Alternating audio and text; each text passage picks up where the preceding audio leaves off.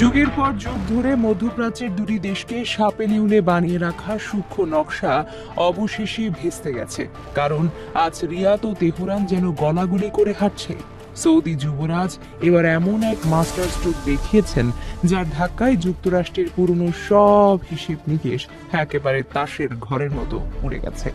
এতদিন যারা মধ্যপ্রাচ্যের ছুরি ঘুরিয়ে নিজেদের আখেরি গুছিয়ে নিচ্ছিল, তেহরান আর রিয়াদের এই অভাবনীয় দোস্তিতে সেই ট্রাম্প প্রশাসনের এখন যেন রীতিমতো নাভিশ্বাস ওঠার জোগাড়। এই একটিমাত্র চালে মধ্যপ্রাচ্যের পুরো মানচিত্রের সমীকরণ বদলে গেছে। ইরান যে একেবারে শেষ দানে এসে এমন বাজিমাত করবে, আর সৌদি আরব যেভাবে নিজের অবস্থান পাল্টে তেহরানের কাঁধে হাত রাখবে, সেটা খুনাক্ষরেও টের পায়নি হোয়াইট হাউস।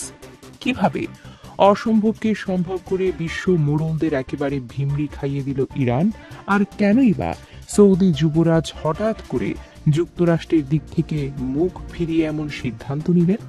চলুন আন্তর্জাতিক সব সময় বিশ্লেষকদের চোখ দিয়ে খুঁটিনাটি সব জেনে আসি আজকের এপিসোডে। রিপোর্ট ঘাটলে দেখা যায় গত 28 ফেব্রুয়ারি রাতের কথা। সেই রাতে যুক্তরাষ্ট্র এবং ইসরায়েল মিলে ইরানের বড় বড় নেতাদের টার্গেট করে বিশাল এক হামলা চালায়। আসল উদ্দেশ্য ছিল শয়তানি বুদ্ধি খাটিয়ে ইরানের বড় নেতাদের সরিয়ে দেওয়া এবং তাদের সামরিক শক্তি চিরতরে অকেজো করে দেওয়া। তারা ভেবেছিল এমন ভয়ঙ্কর চোখ রাঙানি দেখলে ইরান হয়তো ভয়ে লেজ গুটিয়ে পালাবে, কিন্তু তারা একদম বুঝতেই পারেনি ইরান কোনো কাঁচা খেলোয়াড় না। বিখ্যাত সমরবিদদের মতে বিদেশি শক্তির এমন গায়ের জোরকে বিন্দুমাত্র পাত্তা না দিয়ে ইরান উল্টো বাঘের মতো তেজ দেখিয়েছে, যা দেখে পুরো বিশ্বের একেবারে চোখ যেন ছানা বড়া। নিজের আসল খেল দেখিয়ে টানা 40 দিন ধরে যুক্তরাষ্ট্র ও তাদের চামচাদের উপর কঠিন আঘাত হেনেছে ইরান। এই 40 দিনের প্রতিটি দিন যেন পশ্চিমাদের জন্য এক চরম উচিত শিক্ষা হয়ে গেছে। পশ্চিমাদের বিলিয়ন বিলিয়ন ডলার খরচ করে বানানো আকাশ প্রতিরক্ষার সব দামি খেলনা ইরানের নিখুঁত মিসাইল আর কামিকাজে ড্রোনের সামনে একেবারে ধুলোয় মিশে গেছে। পেন্টাগনের বড় বড় কর্তাদের এখন রীতিমতো ঘাম ছুটে যাওয়ার মতো জোগাড়। প্রথম সারির আন্তর্জাতিক পত্রিকাগুলো তো এখন পরিষ্কার করে বলছে যে আকাশপথে ইরানের এই দাপট থামানোর মতো ক্ষমতা বর্তমানে যুক্তরাষ্ট্রের হাতে একদমই নেই। তেহরানের এখন বুক চিতিয়ে লড়াই দেখে ট্রাম্প প্রশাসনের লেজে গোবরে অবস্থা, লেজ গুটিয়ে পালানোর দশা বলা যায়। তাদের সব অহংকার এই কয়েকদিনে একেবারে মাটিতে মিশে গেছে। টানা 40 দিন ধরে তেহরান যে চরম উচিত শিক্ষা দিয়েছে, তাতে পশ্চিমাদের রাতের ঘুম সম্পূর্ণ হারাম। তারা ভেবেছিল ইরান হয়তো কয়েকটা পাল্টা হামলা করেই থেমে যাবে, কিন্তু তেহরান তাদের গোপন অস্ত্র আর নিখুঁত নিশানার যে খেল দেখিয়েছে, তা দেখে বড় বড় পরাশক্তিরাও এখন ভিমড়ি খাচ্ছে।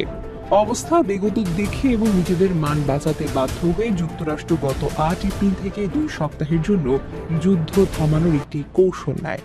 আরেকটি দায়িত্বশীল দেশ হিসেবে তেহরান এই 2 সপ্তাহের বিরতি মেনেও নেয়।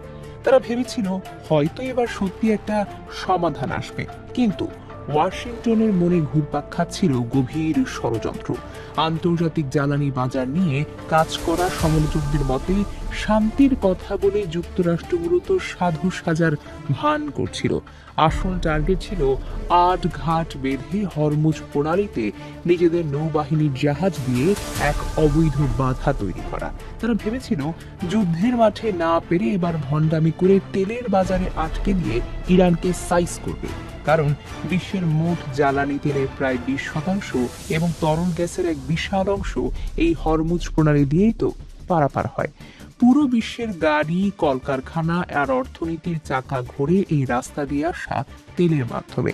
গত 15 বছর ধরে ইরানের বিমান বাহিনীতে সেবা দিয়ে আসছেন এবং তার মতো দক্ষ পাইলট খুব কমই আছেন। তিনি যখন আরো ভালোভাবে লক্ষ্য করলেন, তখন তার সন্দেহ নিশ্চিত হয়ে গেল। এই জেটগুলো শুধুমাত্র তাকে অনুসরণই করছে না, বরং একটা নির্দিষ্ট দূরত্ব বজায় রেখে তাকে পর্যবেক্ষণ করছে। সাধারণত যখন কোনো অচেনা বিমান কোনো দেশের আকাশসীমায় প্রবেশ করে এবং সেই দেশের সামরিক বিমান তাদের শনাক্ত করে, তখন তারা দ্রুত সেই এলাকা ত্যাগ করে। কিন্তু এই ক্ষেত্রে ঠিক উল্টো ঘটনা ঘটছিল। রহস্যময় এই জেটগুলো কোনোভাবেই সরে যাচ্ছিল না এবং মনে হচ্ছিল তারা ইচ্ছাকৃতভাবে সেখানে থাকতে চাইছে। রেজার মাথায় তখন অসংখ্য প্রশ্ন ঘুরপাক খাচ্ছিল। এই জেটগুলো আসলে কোথা থেকে এসেছে? তারা কোন দেশের সামরিক বাহিনীর অন্তর্গত? কেন তারা ইরানের আকাশসীমায় ঢুকে পড়েছে এবং সবচেয়ে বড় প্রশ্ন ছিল তাদের আসল উদ্দেশ্য কি। তার কাছে থাকা যুদ্ধ বিমানটি ছিল F4 টমক্যাট, যা একসময় পৃথিবীর সবচেয়ে শক্তিশালী এবং আধুনিক যুদ্ধ বিমান হিসেবে খ্যাতি অর্জন করেছিল। ইরান এই বিমানগুলো পেয়েছিল 70-এর দশকে, যখন তাদের সাথে পশ্চিমা দেশগুলোর সম্পর্ক বেশ ভালো ছিল। কিন্তু 1979 সালের বিপ্লবের পর সবকিছু বদলে যায় এবং ইরান নিজেরাই এই বিমানগুলোকে আধুনিক করার দায়িত্ব নেয়। ইরানি প্রকৌশলীরা এই পুরনো বিমানগুলোতে নতুন রাডার সিস্টেম লাগিয়েছেন, নতুন অস্ত্র যুক্ত করেছেন এবং বিভিন্ন আধুনিক প্রযুক্তির সংযোজন করেছেন। F4 টমক্যাটের প্রধান শক্তি হল এর অসাধারণ গতি, যা ঘন্টায় 2200 কিলোমিটারেরও বেশি। এর উন্নত রাডার সিস্টেম 22 কিলোমিটার দূর থেকে অন্য যে কোনো বিমান শনাক্ত করতে সক্ষম। কিন্তু এত উন্নত প্রযুক্তি থাকার পরেও রেজা কোনোভাবেই বুঝতে পারছিলেন না যে তার পেছনে থাকা এই জেটগুলো আসলে কি ধরনের বিমান। তার রাডারে এগুলো ঠিকমতো ধরা পড়ছিল না এবং সিগন্যাল কখনো আসছিল, কখনো হারিয়ে যাচ্ছিল। এই অস্বাভাবিক আচরণ থেকে রেজা বুঝতে পারলেন যে এই জেটগুলো তার F4 টমক্যাটের চেয়ে অনেক বেশি আধুনিক এবং সম্ভবত এগুলো স্টেলথ প্রযুক্তি ব্যবহার করা হয়েছে। তবে রেজা কোনো সাধারণ পাইলট নন। তিনি জানেন কিভাবে চাপের মধ্যে থেকেও সঠিক সিদ্ধান্ত নিতে হয়। তিনি নিজের অবস্থান ছেড়ে দিতে রাজি ছিলেন না, কারণ তিনি ভালোভাবে জানতেন যে তিনি যদি সেখান থেকে সরে যান তাহলে এই অচেনা জেটগুলো আরো ভেতরে প্রবেশ করে ইরানের গুরুত্বপূর্ণ স্থাপনার ছবি তুলতে পারবে অথবা তথ্য সংগ্রহ করতে পারবে। তাই তিনি সিদ্ধান্ত নিলেন যে তিনি আকাশে ঘুরতে থাকবেন এবং নিরাপদ দূরত্ব বজায় রাখবেন। তিনি বিভিন্ন কৌশলে পদক্ষেপ নিতে শুরু করলেন, যেমন কখনো উপরে উঠছেন, কখনো নিচে নামছেন, যাতে এই অচেনা জেটগুলো তাকে সহজে টার্গেট করতে না পারে। একই সময়ে রেজা তৎক্ষণাৎ তার বেস ক্যাম্পে যোগাযোগ করলেন এবং পুরো পরিস্থিতি বিস্তারিত ব্যাখ্যা করলেন। ইরানে এয়ার কমান্ড বেস বিষয়টির গুরুত্ব বুঝে সাথে সাথেই সাহায্য পাঠানোর সিদ্ধান্ত নিল। তারা রেজাকে জানালো যে মাত্র 2 মিনিটের মধ্যে আরো 2টি যুদ্ধ বিমান সেখানে পৌঁছে যাবে। কিন্তু এই 2 মিনিট রেজার কাছে যেন অনন্তকালের মতো মনে হচ্ছিল। প্রতিটি সেকেন্ড যেন ঘন্টার মতো ধীরে ধীরে কাটছিল। তিনি ক্রমাগত তার চারপাশে সতর্ক দৃষ্টি রাখছিলেন এবং ওই রহস্যময় জেটগুলোর প্রতিটি নড়াচড়া পর্যবেক্ষণ করছিলেন। তারা অত্যন্ত পেশাদার ভঙ্গিতে উঠছিল এবং তাদের চলাফেরা দেখে স্পষ্ট বোঝা যাচ্ছিল যে এই পাইলটরা উচ্চ প্রশিক্ষণপ্রাপ্ত। রেজা লক্ষ্য করলেন যে জেটগুলো তার প্রতিটি পদক্ষেপের সাথে সামঞ্জস্য রেখে চলছে, কিন্তু সবসময় একটা নির্দিষ্ট দূরত্ব বজায় রাখছে। তারা না খুব কাছে আসছে, না খুব দূরে যাচ্ছে। এমন সময় হঠাৎ আকাশে দেখা গেল আরো 2টি যুদ্ধ বিমান দ্রুত গতিতে এগিয়ে আসছে। ক্যাপ্টেন আলী ইয়াসগর এবং ক্যাপ্টেন আমির MiG-29 নিয়ে সেখানে পৌঁছলেন। এই MiG-29 হল রাশিয়ার তৈরি একটি অত্যাধুনিক যুদ্ধ বিমান, যা বিশেষভাবে আকাশ যুদ্ধের জন্য ডিজাইন করা হয়েছে।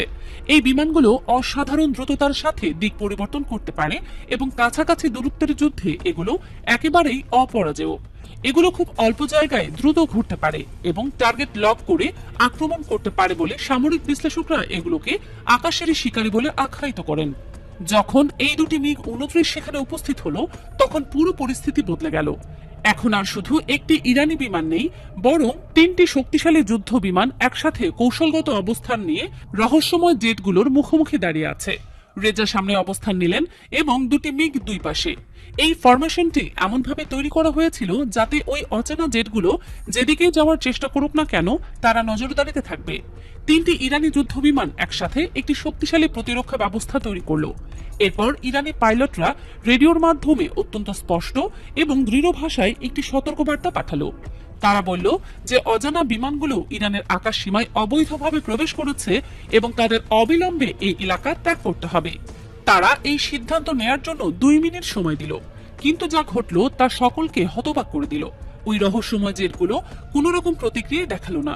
তারা রেডিও কলের কোনো জবাব দিল না এবং তাদের গতিপথও পরিবর্তন করলো না। তারা একইভাবে ঘুরতে থাকলো, যেন ইরানি যুদ্ধ বিমানগুলোর উপস্থিতি তাদের কাছে কোনো হুমকি নয়।